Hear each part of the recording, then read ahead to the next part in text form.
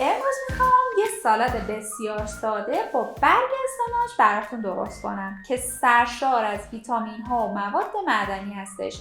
اسفناج گیاه بومی ایران هستش که در قرن هفتم به چین مهاجرت کرده و این گیاه در چین به سبزی پارسی یعنی پرشین گرین معروف هستش. عموما هرچی ساقه و برگ اسفناج نازکتر و نرمتر باشه برای مصارف خام مناسبه که میتونید در سالادها ازش استفاده کنید. برش های توت فرنگی رو اضافه میکنیم و میبینید که رنگ توت فرنگی در کنار سبزی اسفناج یک کنتراست خیلی قشنگی ایجاد میکنه.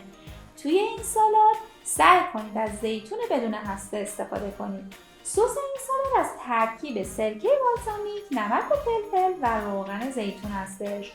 میتونید از مغزیجات مثل بادام زمینی و گردو استفاده کنید. در آخر باز روغن زیتون رو اضافه کنید چون یک برق خاصی به سالادمون میده که اون رو خیلی زیبا میکنه و نگم از طعم فوق‌العاده این سالاد بهتون قول میدم که عاشقش میشید. نوش جان.